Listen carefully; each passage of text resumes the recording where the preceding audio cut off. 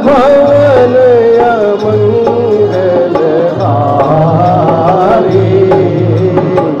उमा सहित जय जगत पुरारी। देवादिदेव महादेव अगर किसी नाम का जप करते हैं तो वो भगवान विष्णु के राम नाम का जप करते हैं। इसी को प्रमाण मान करके सारे ऋषि भी जपते हैं कि राम नाम के जो आदि ऋषि हैं वो भगवान शंकर स्वयं हैं। 2 अक्षर का भगवान का राम का नाम जो है ये कलयुग में सबसे प्रसिद्ध औषधि है।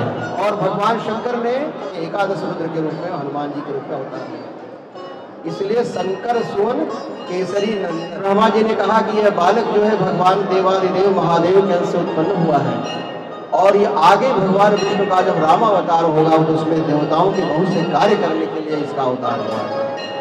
इसलिए सब लोग इसको वरदान। सूर्य ने अपने प्रताप का 100वां वंश हनुमान जी को दिया था तेज में।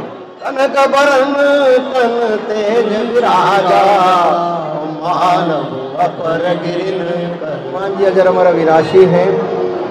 आज भी हनुमान जी जहाँ भगवान बद्रीनाथ तपस्या कर रहे हैं नर नारायण पर्वत पर, उससे 10 किलोमीटर नीचे गंधमादन पर्वत कहलाता है, वहाँ किम पुरुष पर्वत श्रृंखला है, वहाँ कदली वन में हनुमान जी निवास करते हैं।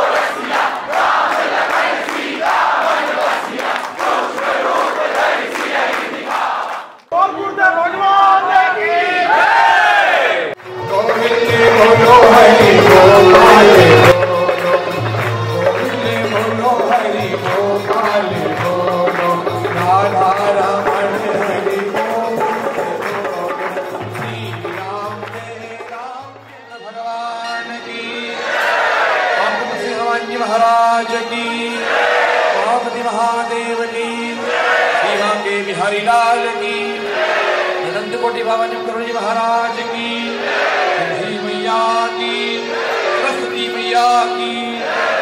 हर हर महादेव। जय जय श्री राधे। जय जय श्री हरि। जय जय जय श्री हरि। गुरुदेव भगवान की जय। हनुमान जी महाराज की जय। नीम करौली बाबा महाराज की जय। गणेश जी महाराज की जय। लक्ष्मी मैया की जय। सरस्वती मैया की जय हो। हनुमान जी महाराज की जय हो। देवाधिदेव महादेव मृत्युंजय महादेव भगवान की जय। महाकाली महालक्ष्मी महासरस्वती विंध्याचल निवासिनी भगवती पराम्बा राजराजेश्वरी शिवा की जय। सीता जी भगवान राम लक्ष्मण जी हनुमान जी महाराज की जय। गोमती मैया की जय। सब संतों की जय। सब भक्तों की जय। जय जय जय श्री हरि। जय जय जय श्री हरि। जय जय जय श्री हरि। आज अति पावन पवित्र अवसर आ गया। चैत्र मास की शुक्ल पक्ष की पूर्णिमा है और भगवान हनुमान जी के प्राकट्योत्सव जो जन्मोत्सव का हम लोग आनंद ले रहे हैं। हनुमान जी के बारे में थोड़ी चर्चा हम लोग करेंगे जो प्रामाणिक है और बहुत से लोगों को ज्ञात भी होगी, बहुत लोगों को ज्ञात ना भी होगी। हनुमान जी के चरित्र के संबंध में सबसे अधिक लोकप्रिय ग्रंथ जो है रामचरितमानस है, जो सबसे लोकप्रिय ग्रंथ है। और उसमें हनुमान जी का भगवान श्रीमद् भागवत आदि महापुराण, इन सब में भगवान विष्णु के रामावतार का प्रसंग अवश्य आता है। जब भगवान राम का प्रसंग आएगा तो उसमें हनुमान जी के अवतार की कथा अवश्य होगी। प्रस्तावना और पृष्ठभूमि की आवश्यकता नहीं है। पहले भगवान राम के नाम की महिमा क्या है। 2 अक्षर का भगवान का राम का नाम जो है, ये कलयुग में सबसे प्रसिद्ध औषधि है। आप बाकी चीज़ें जानिए न जानिए केवल, और हमने नीम करौली बाबा से प्रेरणा ये ली कि वो प्रतिदिन राम नाम लिखते थे और कहते थे कि राम नाम से बड़ा, भगवान से भी बड़ा भगवान का नाम है राम। इसलिए अगर आप कुछ न कर सके तो राम का नाम लीजिए। अब राम नाम की महिमा इतनी अधिक है कि राम नाम के जो आदि ऋषि हैं वो भगवान शंकर स्वयं, देवादिदेव महादेव अगर किसी नाम का जप करते हैं तो वो भगवान विष्णु के राम नाम का जप करते हैं। इसी को प्रमाण मान करके सारे ऋषि भी जपते हैं। मंगल भवनय मंगलकारी, उमा सहित जय जपत पुरारी। श्री राम जय राम जय जय राम, श्री राम जय राम जय जय राम। मंगल भवन मंगलहारी, उमा सहित जय जपत पुरारी। श्री राम जय राम जय जय राम, श्री राम जय राम जय जय राम। तुम पुनि राम राम दिन राती, सादर जपहु अनंग राती। श्री राम जय राम जय जय राम, श्री राम जय राम जय जय राम। श्री राम जय राम जय जय राम, श्री राम जय राम जय जय राम। श्री राम जय राम जय जय राम, श्री राम जय राम जय जय राम। महामंत्र जय जपत महेशु, महामंत्र जय जपत महेशु। काशी मुकुति हेतु फलेशु, श्री राम जय राम जय जय राम, श्री राम जय राम जय जय राम। श्री राम जय राम जय जय राम। उल्टा नाम जपत जग जाना, वाल्मीकि भय ब्रह्म समाना। उल्टा नाम जपत जग जाना, वाल्मीकि भय ब्रह्म समाना। श्री राम जय राम जय जय राम, श्री राम जय राम जय राम। सुमिरि पवन सुत पावन नाम, हनुमान जी सुमिरी पवन सुत पावन नामो और अपने बस करी राखे रामो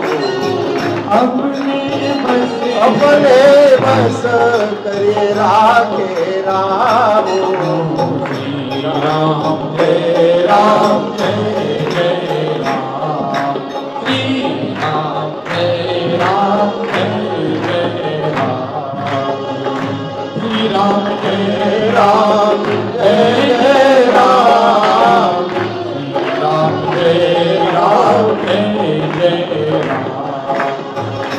राम जय राम जय जय राम भाय कुभाय अलक आलस भाय कुभाय अलक आलस नाम जपत मंगल दिस दस नाम जपत मंगल श्री राम जय राम जय जय राम। सुंदरकांड के 2 श्लोक का मंगलाचरण है, बहुत सुंदर है। भगवान विष्णु का रामावतार मानवीय नरलीलाओं से ओतप्रोत है। भगवान विष्णु रामावतार में कभी ये नहीं कहते कि वो नारायण है, वो हमेशा कहते हैं कि वह मनुष्य है। शांतं शाश्वतय प्रमेयमनघं निर्वाण शांति प्रदम ब्रह्मासं भूपणीन्द्र सेव्य मनीषं वेदांत वेद्यं विभुं रामाख्यं जगदीश्वरं सुरगुरुं मायामनुष्यं हरिं वन्देहं करुणाकरं रघुवरं गोपालचूडामणिम्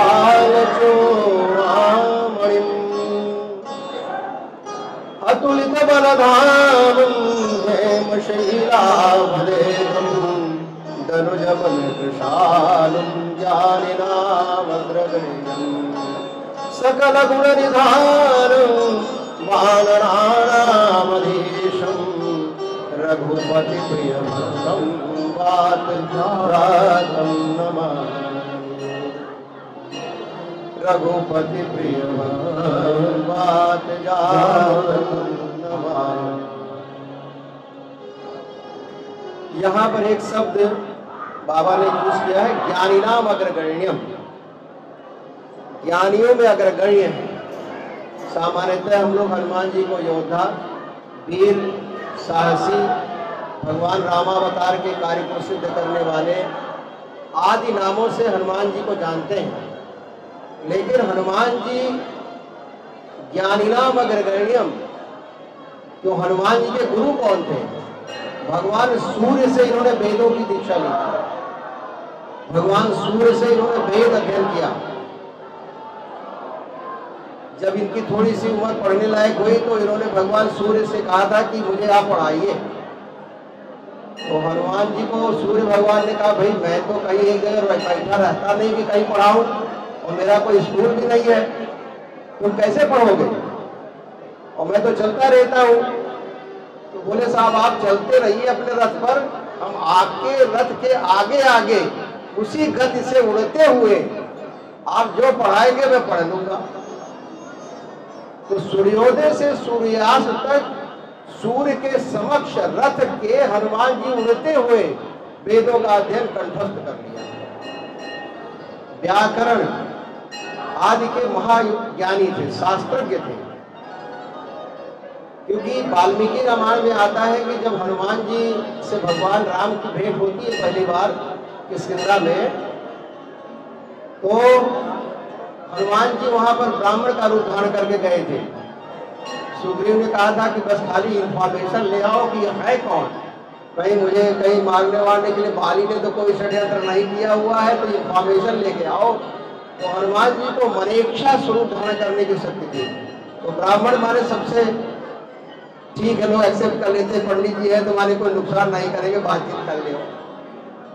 तो वहां पर हनुमान जी बहुत देर तक भगवान से बात करते हैं और उनका उद्देश्य क्या रहता है प्रश्न का कि आप कौन हैं, कहां से आए हैं, और ये जंगल भी इतना कठोर है, इसमें आप इतने कोमल पदगामी क्यों भ्रमण कर रहे हैं, माने आने आप हैं कौन, उद्देश्य क्या है।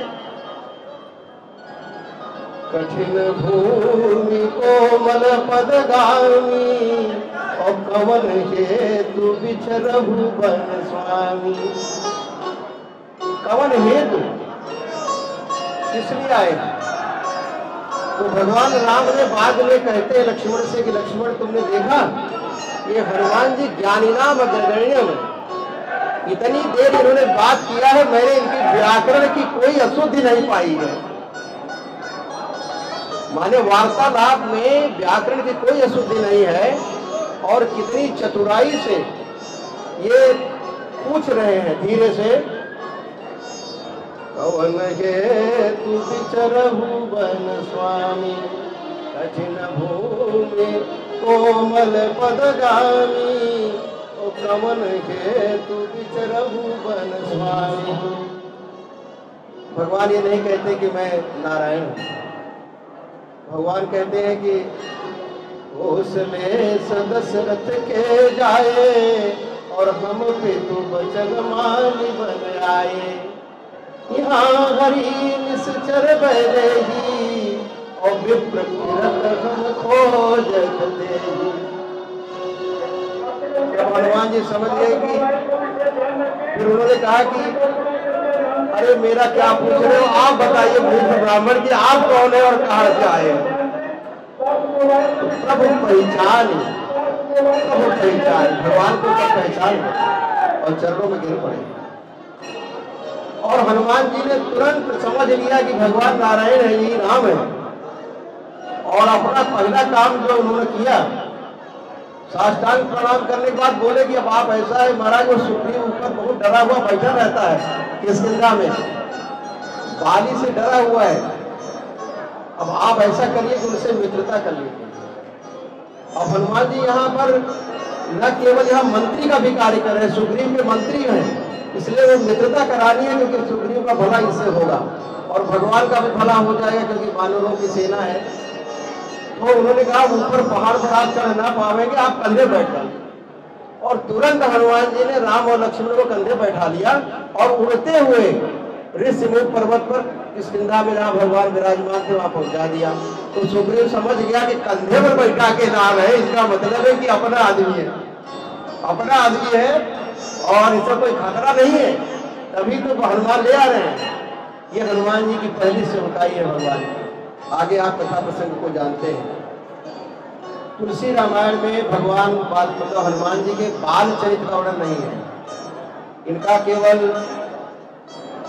सुंदर कांड में होता है और किष्किंधा कांड में शुरुआत होती है और सुंदर कांड युद्ध कांड में होता है। बचपन के बारे में, इनके बारे में तुलसी रामायण में वर्णन नहीं है। तुलसी रामायण में जो वर्णन मिलता है वो इससे भिन्न है, मतलब वो नहीं है वाल्मीकि रामायण में। वाल्मीकि रामायण में हनुमान जी का जन्म का पूरा वर्णन मिलता है और यह उत्तरकांड में है। उत्तरकांड के जो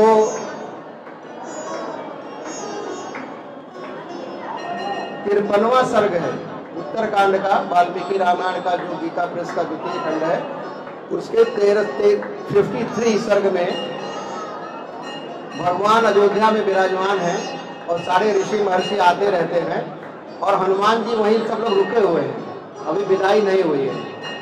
तो बीच बीच में अगस्त ऋषि आए। अगस्त ऋषि जो है, अब यहाँ थोड़ा ऋषि का मैं आपको अर्थ समझा दूँ। ऋषि का तात्पर्य होता है प्रोफेसर। ऋषि माने देवता नहीं, यहाँ पर ऋषि माने प्रोफेसर। रामायण के जो रामावतार के ऋषि हैं वो भगवान शंकर ऋषि हैं, माने राम के, भगवान राम के वो जितने भी गुण है उनके अवतार का कारण है वो शंकर जानते हैं और वो माँ पार्वती को उपदेश करते हैं। तो शंकर जी ऋषि हैं, वशिष्ठ ऋषि हैं, विश्वामित्र ऋषि हैं, याज्ञवल्क्य ऋषि हैं, भारद्वाज ऋषि हैं, भृगु ऋषि हैं, अत्रि ऋषि हैं, अनुसुईया ऋषि हैं, अगस्त्य ऋषि हैं, लोपामुद्रा ऋषि हैं, विभीषण ऋषि है, काकवसुंधी ऋषि है। ऋषि माने professor, who knows the reason and रामावता, क्योंकि भगवान विष्णु के इतने अवतार हुए हैं और उसमें एक पर्टिकुलर अवतार के बारे में पूरी इंफॉर्मेशन रखना, तो ये हमारे यहाँ ऋषि परंपरा है। रामायण की जो ऋषि परंपरा है, इसलिए आप देखेंगे तो कुंभज ऋषि जो अगस्त्य ऋषि है वो इतने प्रतापशाली ऋषि है, प्रभावी, कि भगवान शंकर भी उनसे राम कथा सुनने जाते हैं।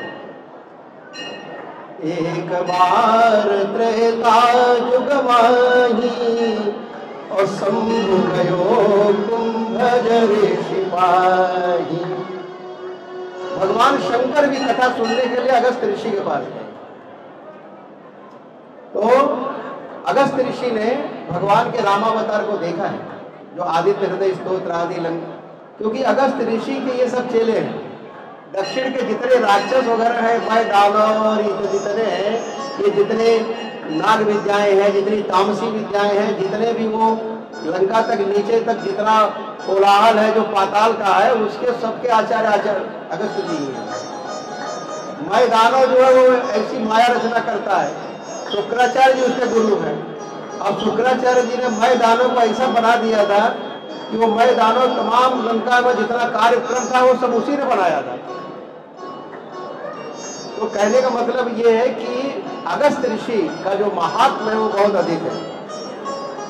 यहाँ पर अयोध्या में ये प्रश्न आता है, भगवान राम स्वयं कहते हैं कि मैंने अपने युद्ध में बाली को और रावण को बहुत वीर और योद्धा देखा था, और साथ ही साथ हनुमान जी को भी मैंने पाया।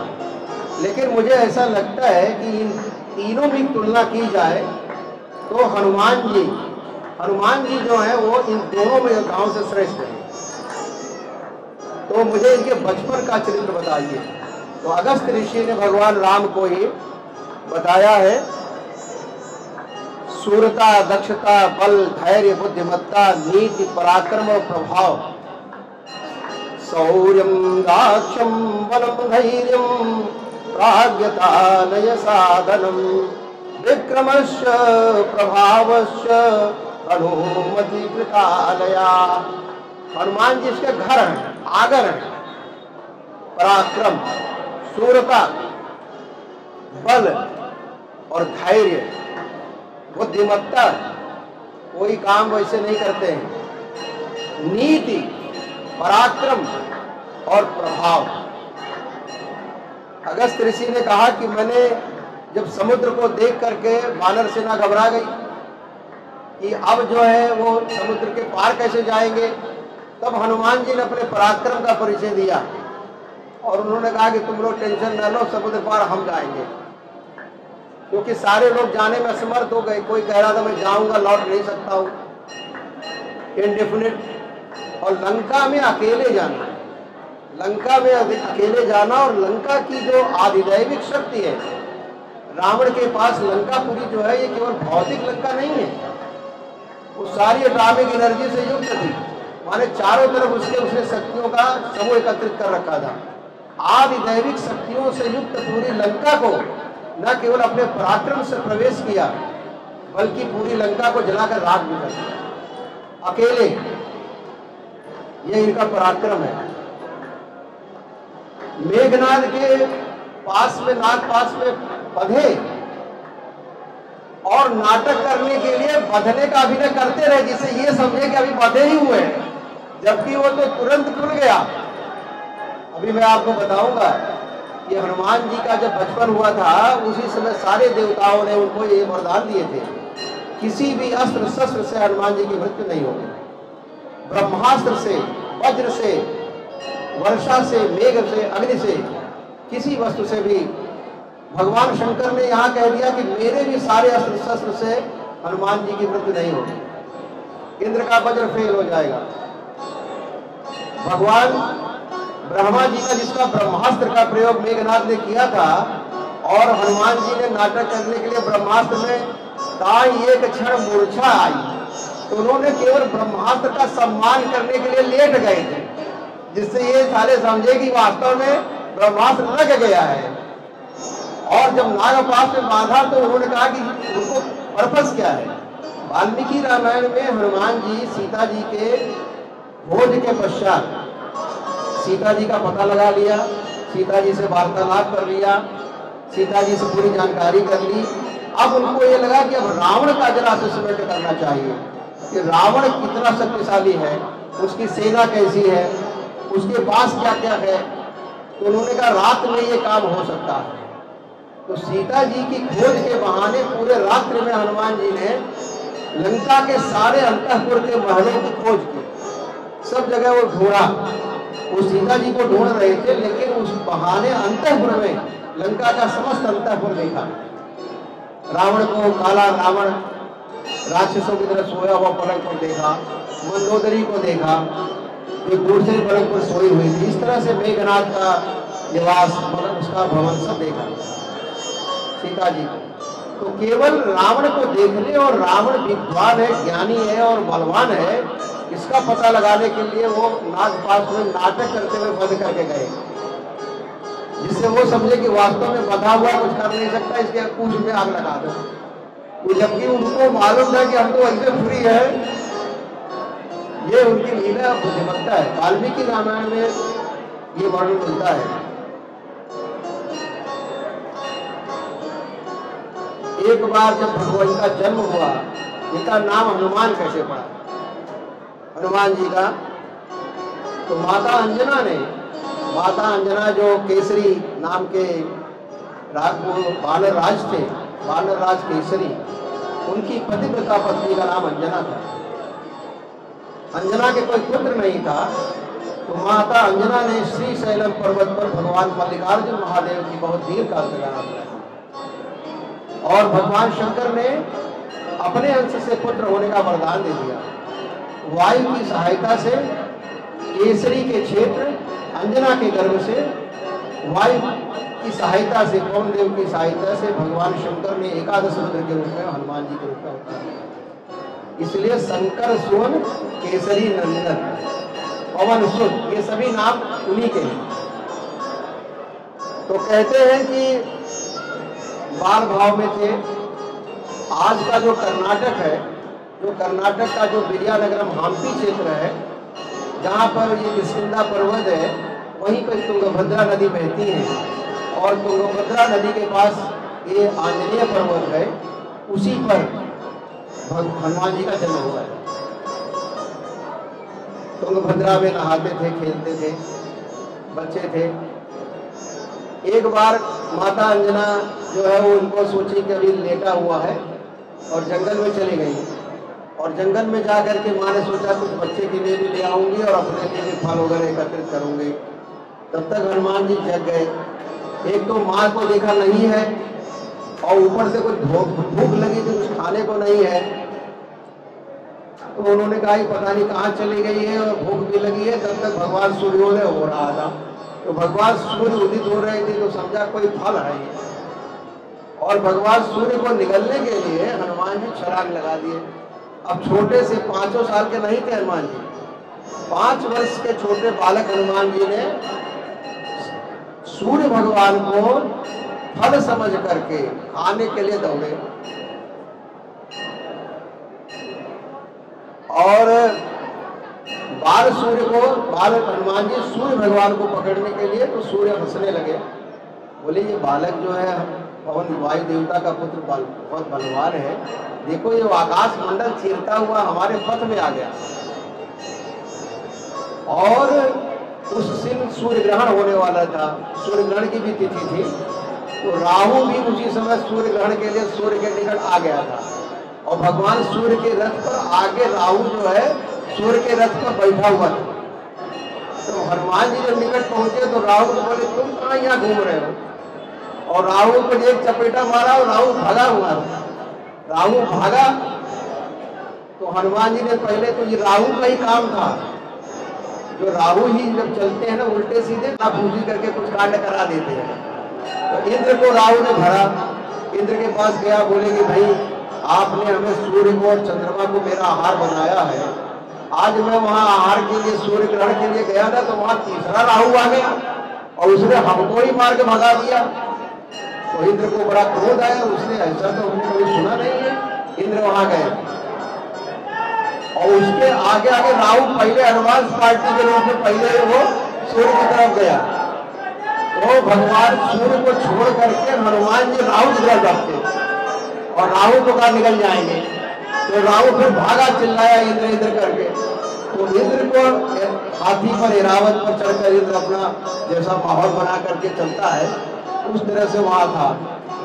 तो हनुमान जी ने कहा कि अब राहु को छोड़ो, इंद्र इस पर ऐरावत है, बड़ा जानवर है, इसी से हमारा काम चल जाएगा। तो ऐरावत पर झपटे। जब ऐरावत पर झपटे तो इंद्र को लगा कि ये बच्चा तो है बड़ा, लेकिन सूरवीर है और इसको मारना तो नहीं चाहिए क्योंकि पवन का पुत्र है। लेकिन इंद्र को क्रोध आ गया और उसने वज्र से हनुमान जी पर प्रहार कर दिया।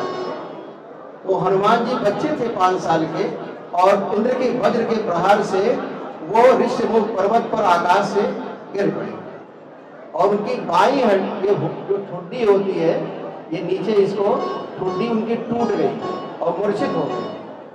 उनकी बाईं ठुड्डी टूटने के कारण उनका नाम हनुमान था।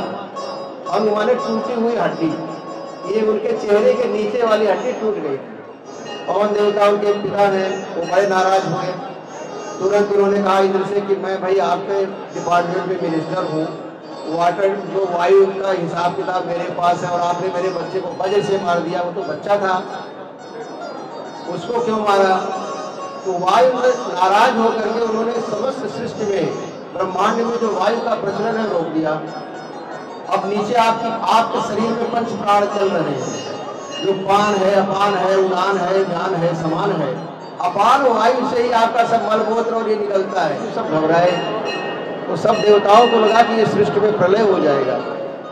ब्रह्मा जी के पास गए। ब्रह्मा जी ने कहा ये कारण सहित है और हम लोगों को तत्काल चल करके पवन देव के जो पुत्र है हनुमान, इसकी रक्षा करनी चाहिए।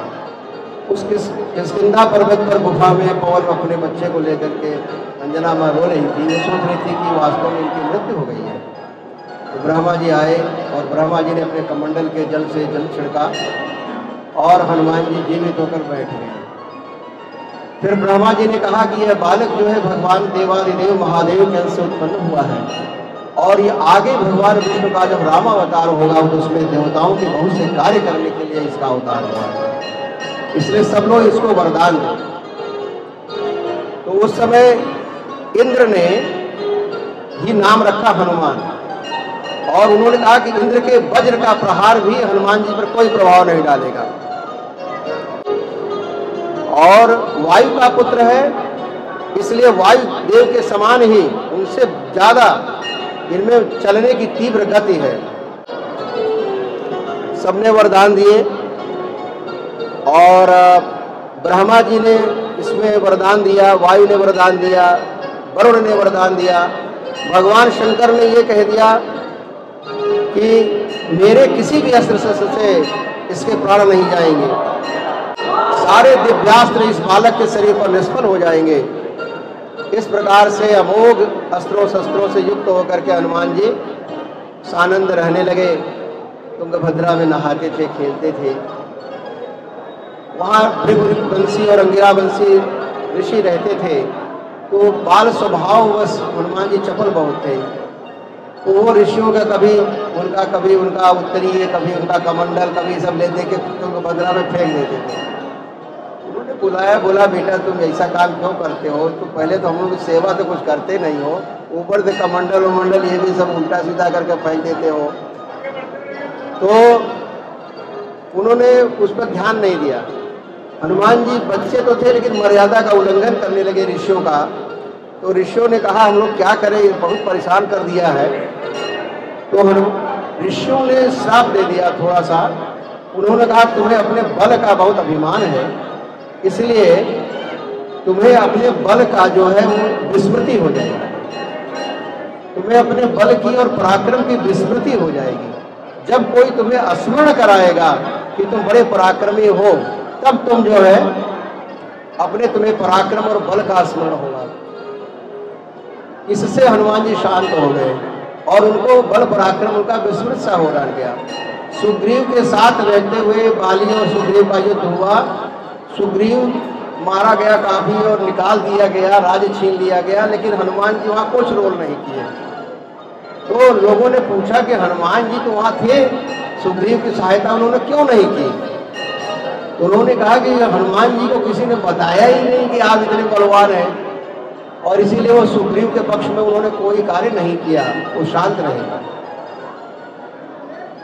यह उनके जब हनुमान जी का रामावतार में होता है, जब जामवंत कहते हैं का चुप साध रहे बलवाना, राम काज लगी तब अवतारा, राम काज लगी तब अवतारा, और सुनते भयहु पर्वतारा।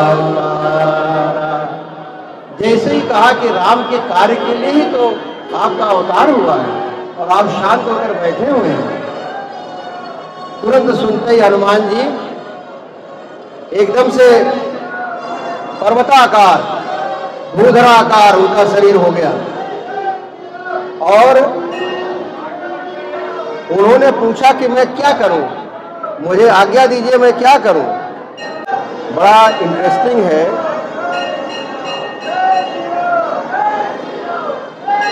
अब हनुमान जी यहाँ पर ये कहते हैं कि मैं क्या क्या कर सकता हूँ। कि रामचरितमानस में जब हनुमान जी ने अपने रौद्र रूप को, भयंकर रूप को किया,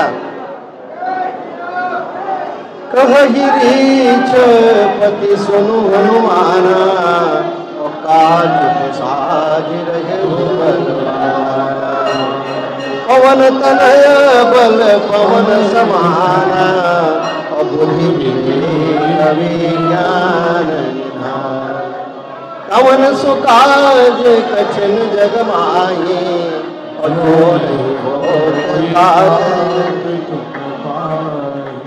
राम काज लगी तब अवतारा, और सुनत ये परमता। कनक वरण भगवान का, हनुमान जी के शरीर का रंग स्वर्ण के समान है, स्वर्ण के समान दमकता हुआ स्वर्ण। कनक वरण तन तेज विराजा, मानव अपर गिरिन कर राजा।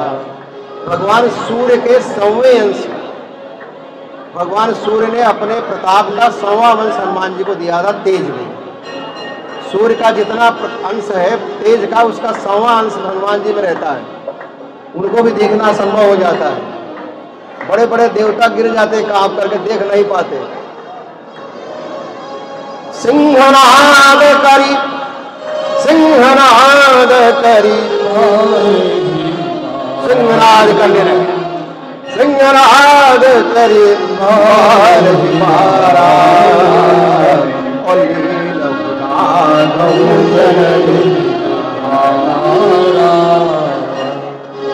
सिंहनाद करी 12 अब हनुमान जी का जब पराक्रम बता दिया गया तो सिंहनाद करने लगे। हनुमान जी की जो लंका यात्रा है ये बड़ी अद्भुत है। ये हनुमान जी के पराक्रम की पराकाष्ठा है और सारे देवता इसको देख रहे थे कि हनुमान जी कैसे लंका जाते हैं। पहला तो उन्होंने ऑफर कर दिया, सिंहनाद करी 12 और लीलहूं, निकल जाऊं समुद्र को, लाघव और तो इसको पार चला जाऊं।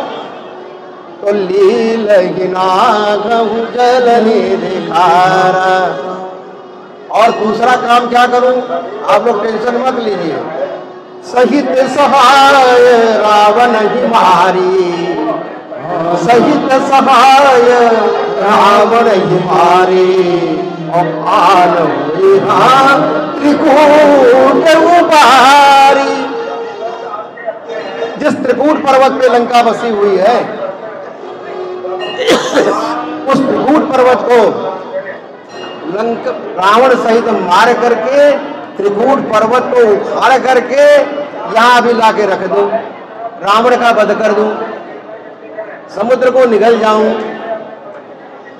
रावण को उसके सब सहायकों सहित मार डालूं और त्रिकूट पर्वत और लंका को यहीं उठा लाऊं जहां भगवान बैठे हैं किसके नाव पर, किसी को कहीं जाने की जरूरत नहीं है। लेकिन ये सब मैं कर सकता हूं क्योंकि हनुमान जी ने जब माँ सीता से मिले हैं तो वाल्मीकि रामायण में एक बड़ी अजीब बात, माँ जब रोने लगी और बहुत रो रही थी और वहां देखा कि राक्षसियों से घिरी रहती हैं, तो हनुमान जी ने एक ऑफर दिया। हनुमान जी ने कहा माँ रो मत, मेरे कंधे पर बैठ जाओ, मेरे कंधे पर बैठ जाओ और अभी जैसे मैं आया हूं वैसे ही तुम्हें अपने कंधे पर बैठा करके भगवान राम के पास ऋषिमुख पर्वत पर जहां भगवान विराजमान हैं, वो विरह में हैं, वहां पहुंचा देता हूं। सारी लंका खत्म, कांड खत्म, सारा युद्ध खत्म, 1 सेकंड। तो माँ ने कहा ये लड़का है तो बड़ा वाचाल, बड़ा मेधावी, लेकिन ये तो पूरा रामावतार का खाद खत्म कर देगा, फिल्म हिंड हो जाएगी। तो उन्होंने कहा कि नहीं बेटा, ऐसा संभव नहीं है, मैं गिर जाऊंगी, मैं तुम्हारे कंधे पर कैसे बैठूंगी, मैं नहीं जा सकती हूँ। तुम ऐसा करो बेटा कि जा करके भगवान को बताओ, सूचना दो, समाचार दो, वो स्वयं आएंगे और स्वयं आकर के युद्ध में मुझे रावण को मार करके ले जाएंगे, तब भगवान राम की विजय गाथा संसार गाएगा। नहीं तो कहेंगे कि राम ने तो कुछ किया नहीं, हनुमान जी गए और पीठ पर बैठा के लेते आए। तो यहाँ पर जब ऑफर किया माँ को कि तो माँ ने मना कर दिया था। हनुमान जी ने शुरू में कह दिया कि मैं जाऊं रावण को मार डालूं, त्रिकूट को जो लंका त्रिकूट पर्वत पर है उसको सहित रावण को मारकर उखाड़ लाऊं, समुद्र को निगल जाऊं या पी जाऊं, जो बताइए वो मैं कर दूं। लेकिन जामवंत से उन्होंने पूछा कि लेकिन आप मुझे बताओ कि मैं करूं क्या। जामवंत मैं पूछूं तो ही और उचित सिखावन दीजिए। जामवंत बूढ़े थे, समझदार थे और उन्होंने बताया कि भगवान को करना क्या है इन्हें, हनुमान जी को। तो हनुमान जी को उन्होंने कहा ये सब तुम्हें नहीं करना है, लंका में रावण को मार नहीं डालना है, त्रिकूट पर्वत पर लंका को उखाड़ नहीं लाना है, समुद्र को निगल नहीं जाना है, तुम खाली समुद्र के पार जाओ और सीता जी को देखो, देखो, खाली देखकर समाचार ले आओ।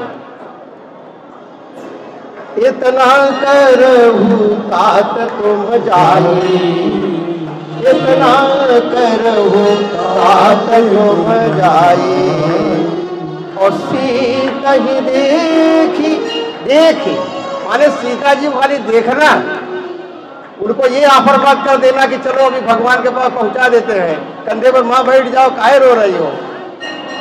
सीता ही देखी कहूँ सुधि आई, माँ की खोज खबर ले आओ, उनको देख कर आओ, समाचार दो। तब निज भुज बलराज बनैया और कौतुक लागे संग। तो भगवान नारायण का जो राम अवतार है, भगवान विष्णु, जिनके प्रताप से पृथ्वी हिलती है, वो स्वयं बंदरों की सेना लेकर के आप सब लोगों को लेकर के जाएंगे, रावण का विनाश करेंगे और वापस आएंगे। तब संसार जो है रामावतार की गाथा गाएगा। कपिसेन संग संहार निशिचर राम सीखई आनी है, त्रिलोक पावन सुजस सुर मुनि नारदादि बखानी है, जो सुनत गावत कवत समझत परम पद नर पावये, रघुवीर पद अधोज मधुकर दास तुलसी गावये। हनुमान जी के बल पराक्रम का कोई अंत नहीं है। हनुमान जी अजर अमर अविनाशी हैं। आज भी हनुमान जी जहाँ भगवान बद्रीनाथ तपस्या कर रहे हैं नर नारायण पर्वत पर, उससे 10 किलोमीटर नीचे गंधमादन पर्वत कहलाता है। वहाँ किम पुरुष पर्वत श्रृंखला है, वहाँ कदली वन में हनुमान जी निवास करते हैं। आज भी कदली वन में हनुमान जी निवास करते हैं, क्योंकि वो अजरवर अविनाशी हैं। वहाँ पर सारे गंधर्व भगवान के राम अवतार का गान करते रहते हैं। और आप लोगों को एक रहस्य बताऊं, हनुमान जी की गुरु जो है वो माँ सीता है। सीता जी के सारे कार्य हनुमान जी ने किए। भगवान ने हनुमान जी को ही अपनी मुद्रिका दी थी। उनको मालूम था कि सीता की खोज करेगा, तभी अपनी अंगूठी दी थी। इंडिफिनिट नहीं था, उन्हें मालूम था कि ये जाएगा। और माँ ने भी अपनी जो कंगन था चूड़ामणि उतारी तब दयो, माँ ने भी चूड़ामणि उतारी दे दी। और हनुमान जी को माँ का जो भगवान राम का जो प्रेम का स्वरूप है माँ सीता के प्रति, वह हनुमान जी को बताया कि तुम बेटा ये कह देना। यहाँ पर हनुमान जी भगवान राम के प्रेम को सीता जी तक पहुँचाने वाले उनके सबसे दुलारे पुत्र भी हैं, सबसे दुलारे पुत्र भी हैं। भगवान राम ने उन्हें से कहा कि तुम देवी सीता से कहना कि उनको मैं कितना प्रेम करता हूँ। और माँ ने भी कहा 1 महीने का अवसर है, उसके बाद मुझे भगवान अगर इतने निष्ठुर कैसे हो गए हैं, इतना कोमल चित्त है, लेकिन मेरे प्रति इतने कैसे कठोर हो गए। लेकिन माँ ने जो भगवान के प्रति कहा वह हनुमान जी ही उनके संदेश वाहक भी हैं, जो सबसे विश्वास पात्र पुत्र होता है, जिसमें क्योंकि वो बाल ब्रह्मचारी है। हनुमान जी बाल ब्रह्मचारी हैं, वासना का लेस मात्र भी नहीं है, वासना का लेस मात्र भी नहीं है हनुमान जी में। क्योंकि लंका में जब उन्होंने रावण के महल का अन्वेषण किया तो उसमें रावण, मेघनाथ, सभी उनके बच्चे, बहुत बड़ा 60 करोड़ महल थे, 60 करोड़ महल और राक्षसों के और इनके थे। और सभी विवाह के बाद जैसे स्त्रियां बड़ा रात्रि में अपने रहती सोती हैं, सबको देखा और उनको मन में ये बात का ग्लानि भी हुई कि मैं ऐसा किसी की प्राइवेट रात में सोए हुए स्त्री पुरुषों को मैं देख रहा हूँ। लेकिन ऋषि वाल्मीकि ने कहा कि हनुमान जी के मन में जरा सा भी क्षोभ उत्पन्न नहीं हुआ। इसीलिए भगवान राम ने अपने संदेशवाहक के रूप में हनुमान जी को चुना और माँ ने भी अपने संदेशवाहक के रूप में हनुमान जी को ही चुना। हनुमान जी के गुरु सीता जी हैं। सीता जी के अनुकंपा से हनुमान जी को कंदमूल फल मिलता रहता है। भगवान रामावतार की 2-3 विशेषताएं मैं आपको खाली बता दूं। हनुमान जी की 2-3 विशेषताएं भगवान राम की बता दूं। श्री हरि श्री हरि श्री हरि। भगवान राम का जो 14 वर्ष का वनवास है उसमें भगवान हमेशा नंगे पांव रहे। श्री हरि श्री हरि श्री हरि। भगवान नंगे पांव रहे, कंदमूल फल खाया और भगवान राम ने 14 वर्ष के वनवास में भूमि पर शयन किया। भूमि पर पहली रात्रि जो श्रृंगवेरपुर में जमीन पर माँ के साथ, सीता जी के साथ कुटिया में नीचे सोए हैं, वो समी का वृक्ष, सुनसुपी वृक्ष, उस दिन लक्ष्मण जी बहुत रोए कि जो अयोध्या का नरेश है, जो देवताओं का राजा है और जो भगवती सीता, जो महाराज जनक की राज दुलारी है, उसमें लिखा था कि चित्र लिखित कपि देख ही डराती। सीता जी को अगर बंदर का चित्र दिखा दिया जो तो डर के मारे भाग जाती थी। और यहाँ नंगे पांव तो जमीन पर सोना, कंदमूल धारण करना। और जो भगवान राम के वस्त्र थे वो गैरिक वस्त्र थे, ऋषियों के, मृगचर्म धारण किए हुए थे, मृगचर्म धारण किए थे, काला मृगचर्म। और उत्तरीय भी उनका सन्यासियों का, नंगे पांव, जटाएं बढ़ी हुई, दीर्घ बाहु, दीर्घ शरीर, केवल एक आयुध उनके पास धनुष बाण था, जिससे क्षत्रिय होने का या वीर होने का एक शेष उनके पास चिन्ह था।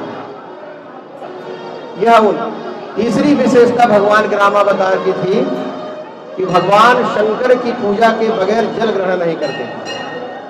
भगवान शंकर का बिना पूजन किए राम जल ग्रहण नहीं करते थे। लिंग था विधिवती करी पूजा और शिव समान प्रिय नहीं। शिव द्रोही मम दास कहावे और सोनर मोही सपने हो नहीं भाव।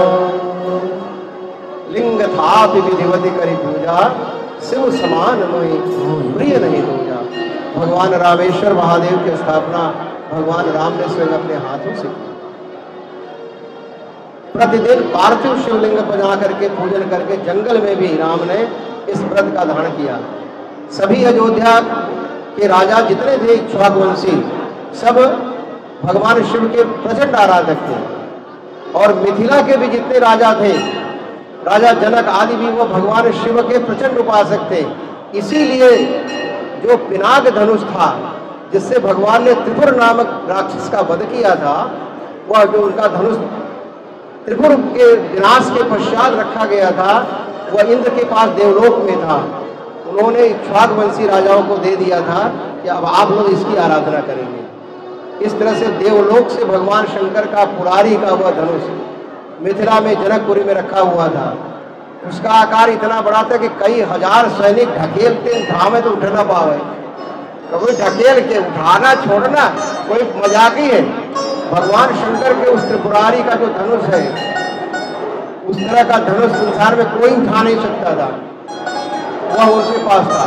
इस तरह से भगवान हनुमान जी का रामावतार में योगदान, हनुमान जी का बाल्यावस्था, उनकी वीरता, उनका अजर अविनाशी होना, और आज भी कलयुग में भगवान राम का जहाँ भी स्थापना है, नाम होता है, वहाँ हनुमान जी रहते हैं। और हनुमान जी रक्षा का भार उनके पास रहता है। वो जहाँ दुष्टों को मारते हैं वहीं पर साधु की रक्षा करते हैं। तो हम लोग बड़े सौभाग्यशाली हैं कि हनुमान जी की आराधना का हम लोगों को अवसर मिल गया है। नीम करौली बाबा जैसे सिद्ध महापुरुषों ने हनुमान जी की स्थापना करके इस लोक कल्याण के लिए बहुत बड़ा उपकार किया है। आज पूरा हमारा भारत और बाहर भी जो लोग भगवान विष्णु के आराधक हैं, राम के आराधक हैं, हनुमान जी के आराधक हैं, वे हनुमान जी की आराधना करके अपना जीवन सफल कर रहे हैं, धन्य कर रहे हैं। लोक मंगल का महान उत्सव आप देख रहे हैं, हो रहा है। इस तरह से आप सभी लोगों को हनुमान जयंती की भी, हनुमान जी के जन्म की और प्राकट्य की बहुत बधाई, बहुत मंगल शुभकामना। आप सब लोग सब परिवार सानंद कुशल मंगल से रहें। देश का भविष्य सब कुछ मंगलमय हो, सब कल्याणमय हो। आप सभी लोगों को बाबा की तरफ से, हनुमान जी की तरफ से बहुत बधाई, बहुत मंगल शुभकामना। बहुत बहुत भगवान आप पर कृपा करें।